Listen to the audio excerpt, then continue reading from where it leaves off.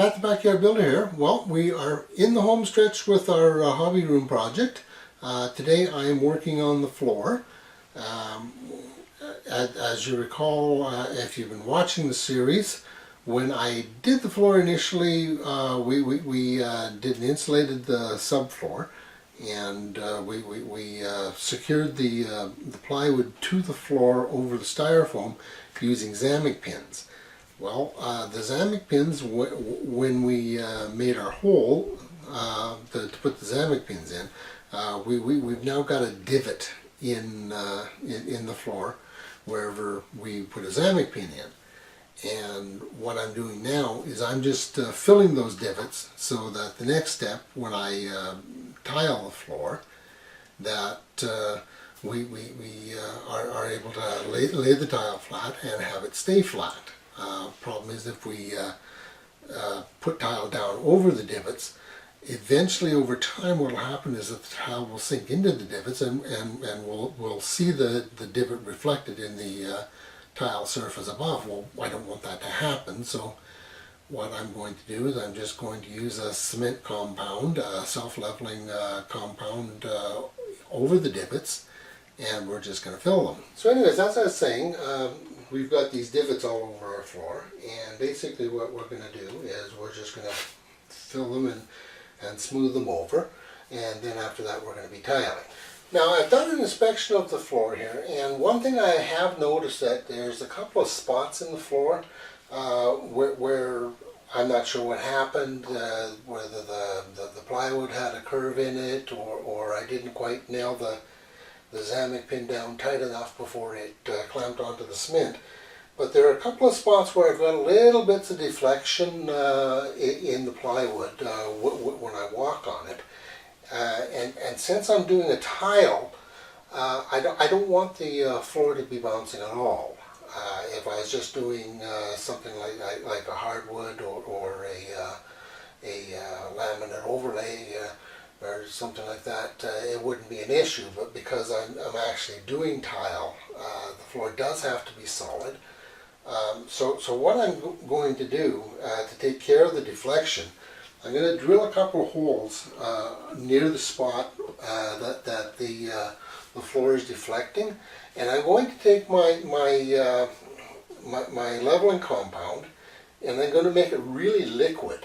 And what I'm going to do is pour it down the holes with a funnel, and it's going to go underneath the plywood between the styrofoam, and it'll fill that area and just make it that much more solid. It'll just take care of that little void in there, that little void between the plywood and the styrofoam that's causing that little bit of deflection. So anyways, I'll put it in here, and we'll just take care of this problem right now.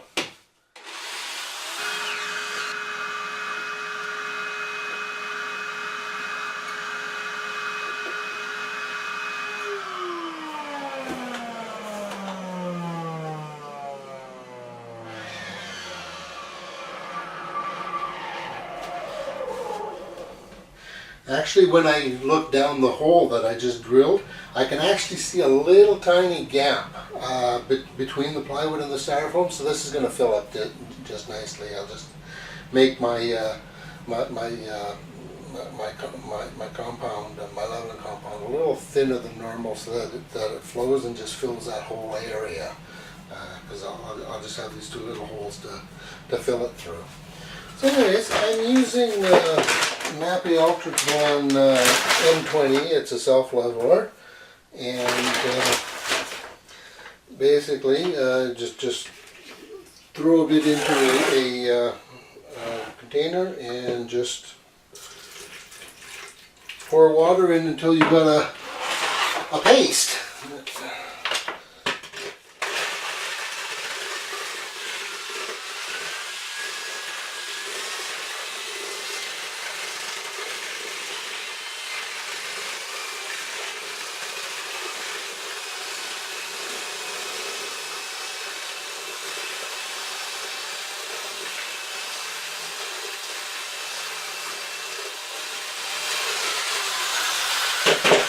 Now, it doesn't take a lot of water turn this stuff to liquid. It really doesn't.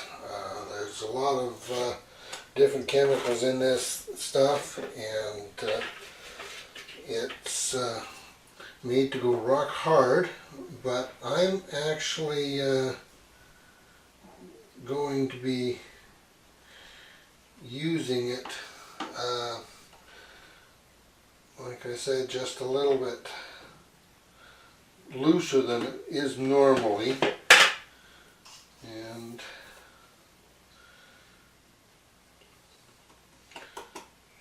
I'll get in closer here. But you can see the leveler. I filled it up, it overflowed, and now it's there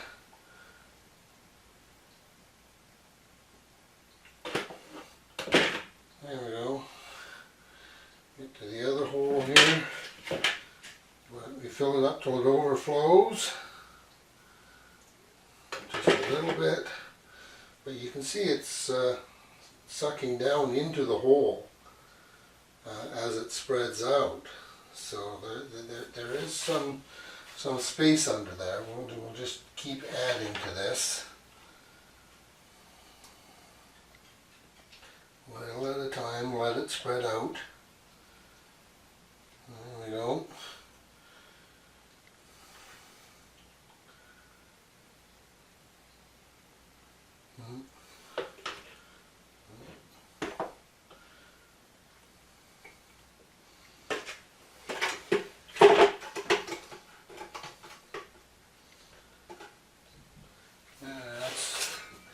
See where I had the deflection. Well, once this material gets into that hole and spreads out, it'll support the plywood from underneath, so it's not going to move at all after.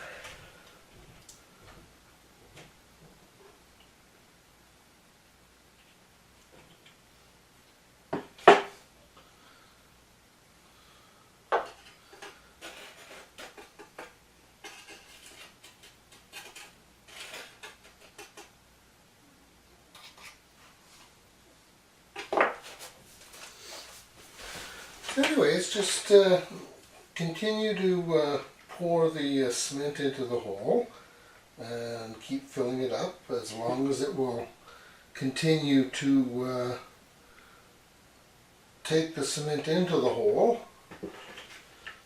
and just keep things cleaned off and use the excess to fill up any other local divots.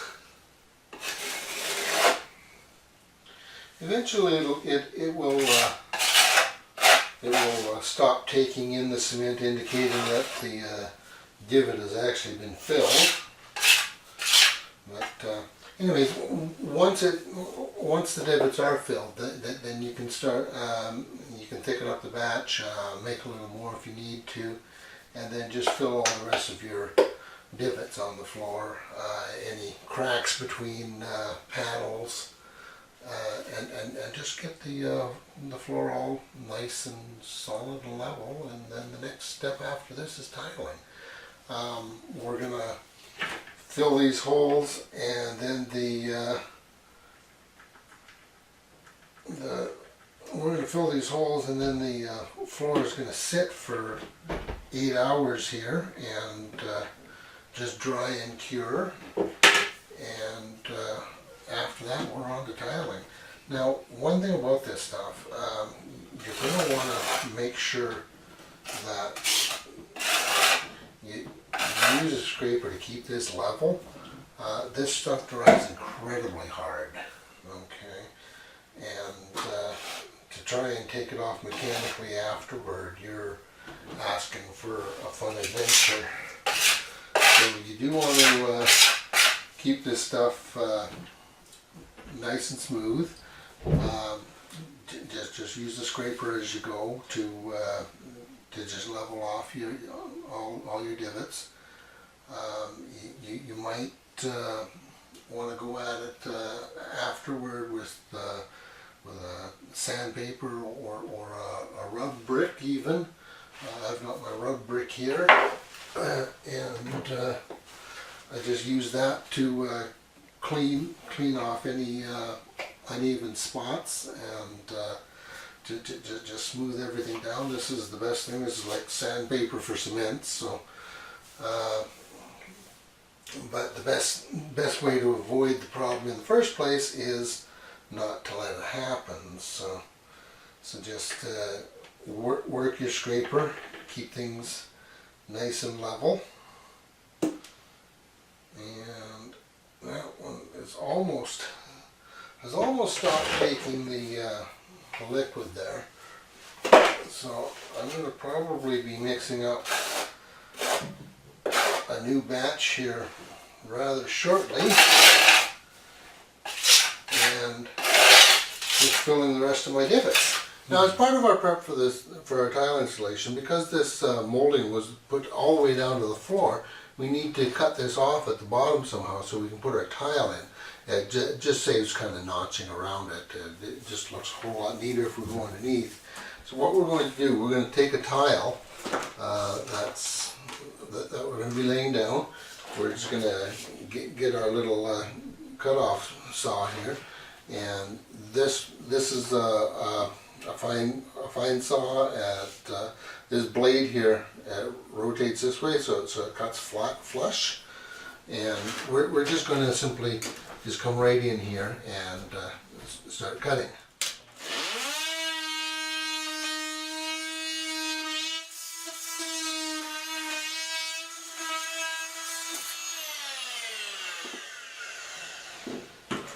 Now, knock those pieces out of there, and our tile should just fit right under there.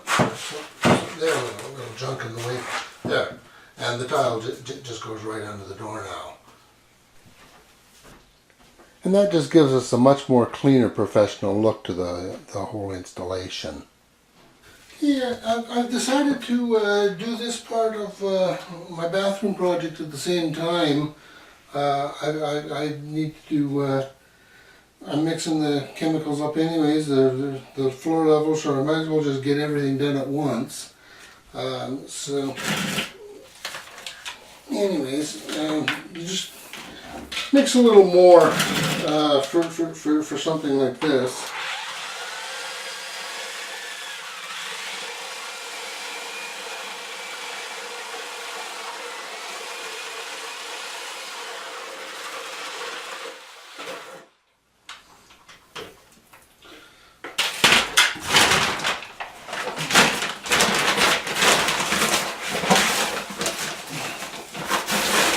Quite a bit of leveler is being used here because the floor is rather uneven around where the hole for the toilet comes up from the floor. So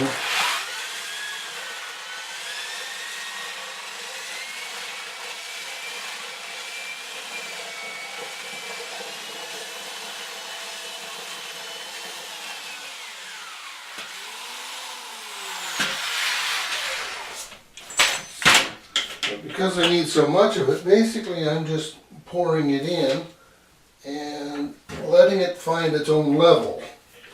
That's henceforth the name self-leveler. So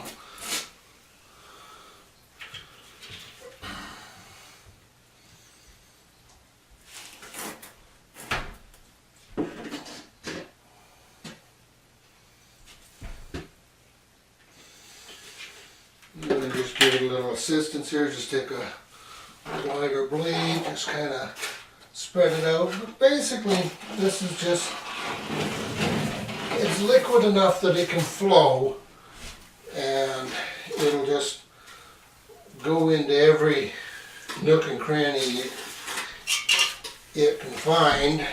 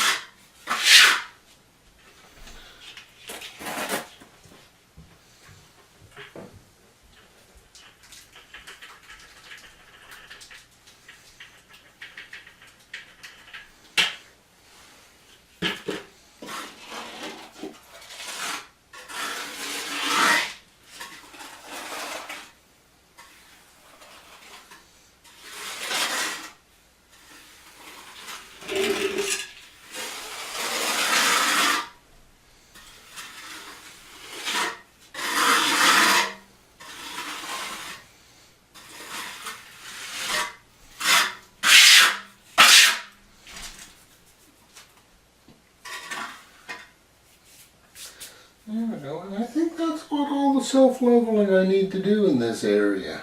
It's just that mainly this one area here. We'll just let that stuff seek its own level, and it'll self-consolidate, and there we go. Knock a few of the bubbles out.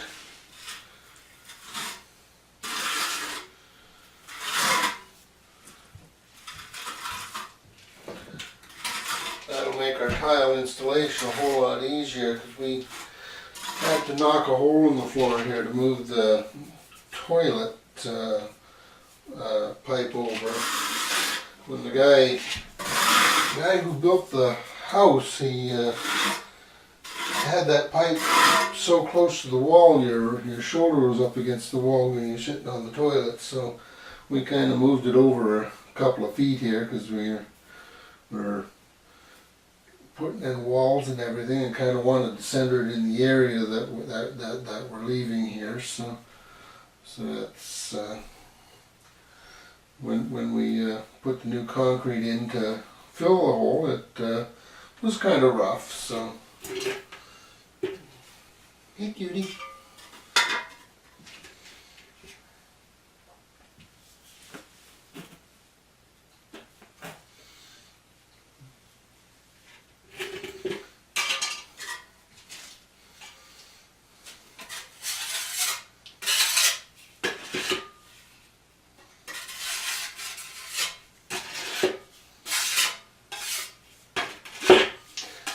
Now this stuff here, you know, always want to clean your tools right away. This stuff dries incredibly hard, and it has such a fantastic grab to it.